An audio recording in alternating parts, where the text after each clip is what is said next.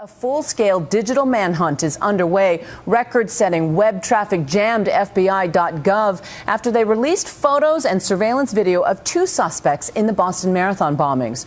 Over the past 3 days, investigators have pored over countless clues, but one crucial piece of the puzzle reportedly came from this man, Jeff Bauman, that severely injured spectator whose ashen face became an iconic image appearing on our screens as responders whisked him away. Jeff lost both legs below the knee, but his brother told a reporter when he woke from surgery while still in the ICU, Jeff gave a description of a man he saw moments before the blast, putting down a backpack. It may well have led investigators to a dramatic breakthrough we begin with tonight.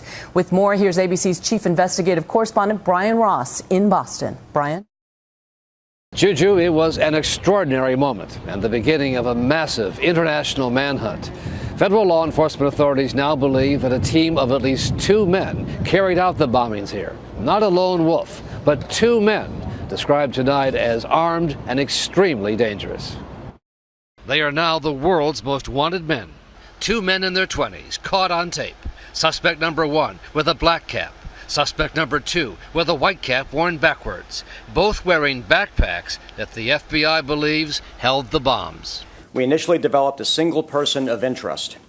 Not knowing if the individual was acting alone or in concert with others, we obviously worked with extreme purpose to make that determination. Indeed, through that process, the FBI developed a second suspect. Off to the side of this video, runners can be seen heading to the finish line, and time code markers indicate the footage was made about 13 minutes before the first bomb went off. Their walk is very directed and a little bit intense, but not so much that the average person would pick it up. In other words, it's clear to me they're on a mission. The FBI believes, but does not have photographic evidence, that the first explosion is linked to suspect number 1. But for suspect number 2, with the white hat, a different story. Suspect 2 set down a backpack at the site of the second explosion, just in front of the Forum restaurant.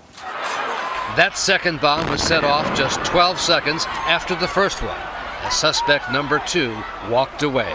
Suspect number 2 with the white cap on proceeded west on Boylston Street, and that's all we know right now. Officials say they've made the images public now because they need help in connecting the faces of the potential suspects to actual names. But they warned these are dangerous men. No one should attempt to apprehend them except law enforcement. Let me reiterate that caution. Do not take any action on your own. The still grieving and shell-shocked people of Boston seemed eager to know every detail and to help tonight. You saw these? Yeah. These are the people the FBI thinks had the bomb. Is this helpful? Absolutely helpful. I mean, you got 2 clear pictures of people carrying backpacks. They made a place that you love and you grew up in tainted, and they hurt innocent people. And it makes you, like, it hurts. And I see them and I almost don't want to give them the time of day, and you want to focus on the heroes, but at the same time, I want to find out what's wrong with you. Like, why would you do that to innocent people? One of the state's former governors and most prominent residents said he was confident the suspects would be found. This is a day of hope and inspiration from that event, but also encouraging to see that the perpetrators of this may well have been identified and may be on their way to have justice served. There were other new developments today based on some 300 pieces of evidence recovered from the crime scene. Some of the components of the bomb, including this battery and this circuit board, were recognized by hobbyists as parts of a toy remote control car, similar to this one seen online, posted by the manufacturer.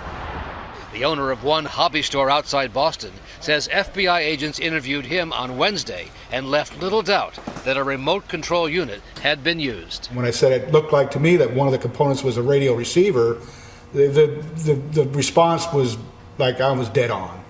There are even instructions on the internet about how to use the components of a remote-controlled toy car to set off a bomb, both from the anarchist cookbook and jihadist sites as well. All of this happened on a day when the city began the recovery process.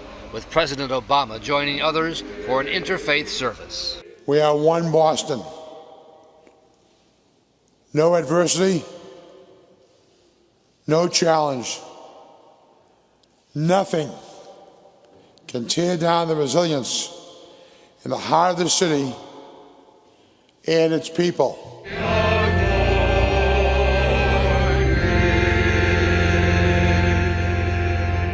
There is still no indication of whether this was an act of foreign or domestic terrorism, but the president vowed on Thursday that whoever it was, they will not escape. If they sought to intimidate us, to terrorize us, to shake us from those values that Deval described, the values that make us who we are as Americans, well, it should be pretty clear by now that they picked the wrong city to do it.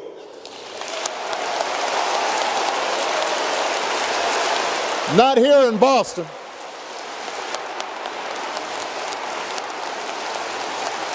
Not here in Boston.